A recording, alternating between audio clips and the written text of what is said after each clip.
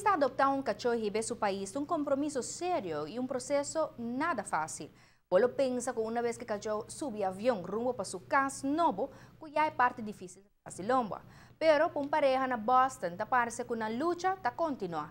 E anda tá seguir ampla riba história de Whitey of Coco, a batalha legal para o cachorro aqui. Good evening, Noticia Noche viewers.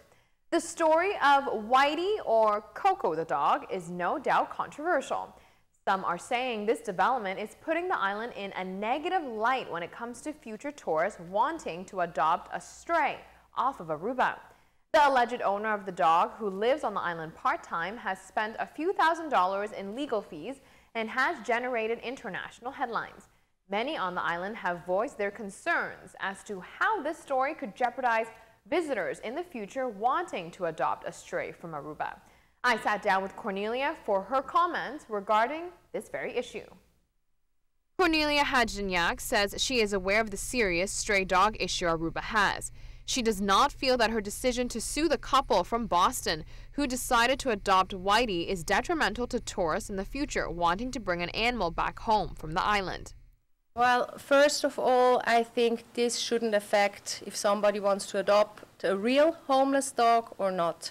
But I would maybe make sure that the dog really doesn't have an owner, which was not made with my dog, because it's not possible within 48 hours without posting or reporting anything and not talking to any other vet on the island. There are not so many of them, and seeing the big scars that she had from the recent surgery. One should at least make the effort to find out if the dog has an owner or not, or otherwise wait maybe a little bit longer and post something that the owner has a chance to find the dog. Ms. Hadjinyak, who lives in Switzerland and is on Aruba part-time, says her and her boyfriend have invested emotionally and financially in the dog. Cornelia insists she shouldn't have to let her pet go considering Aruba's situation with homeless animals. She claims her case is a separate issue. I believe that this shouldn't have any impact of adopting dogs in Aruba, because as I said, if you make sure that the dog doesn't have an owner, nothing will happen. And even in this case, where they didn't make sure that it doesn't have an owner and it came out it has an owner, and they were contacted by me and I approached them in a nice manner, and you could have reversed the mistake easily by just sending the dog back. And actually, I don't understand why they didn't do that, why they are insisting on keeping the dog. And I also don't understand why ARF is supporting that behavior. ARF being the Animal Rescue Foundation of Aruba. Cornelia says she hopes to resolve the situation in a civilized manner and to reach an agreement outside of the court. Now, the Animal Rescue Foundation of Aruba has shared a statement that was written by the Boston couple who adopted the dog. Take a look.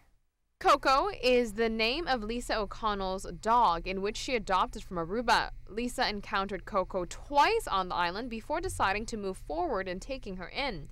In a release statement, she describes the state Coco was in when she first met her. She was loaded with blood-engorged ticks, which I took many of them off of her. With a very heavy heart, I was forced to leave her on the beach. I found her again on Tuesday laying in the sand at the resort. Once again, she had blood-engorged ticks all over her, even in her ears. Coco appeared to be in distress and was hungry, thirsty, and had several large scars on her tiny body. According to the American Tourist, she followed all the proper procedures in bringing Coco back home with her.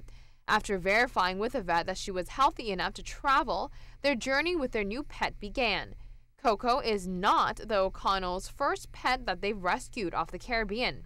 I made arrangements with an animal welfare rescue, ARF, whom coordinated a flight for Coco to go on along with a flyer who would be responsible for her.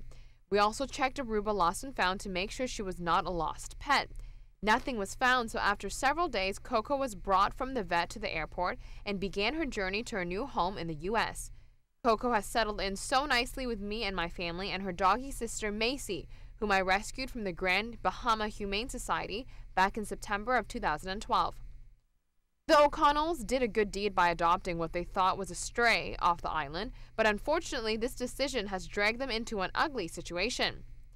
I contacted this woman through email to let her know Coco was safe and would be loved and taken care of for the rest of her life.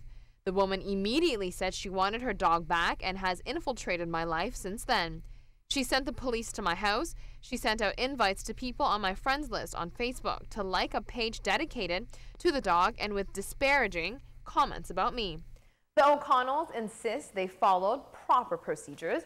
They have asked for donations on GoFundMe.com/Lisa Coco to pay off the legal bills that are piling up over the dog. Now back to the news desk. Danke, Antel. Qual sia il risultato di intere caso riba quem tem direito de tá dono de cachorro aqui, e caso mister reconhecesse a bondade de pareja de Boston com a hasi e bom hecho de adoptar e cachorro qual não quer da sem dono. E bem no país para formar parte de uma família, brindando uma oportunidade para melhor cuidado e hogar. Então, hecho com a Aruba tem problema com o cachorro na ribacaia e pensei que é importante para elogiar a pessoa que tem amor para a bestia, maneira a família O'Connell, que quer donar man para aliviar a situação aqui.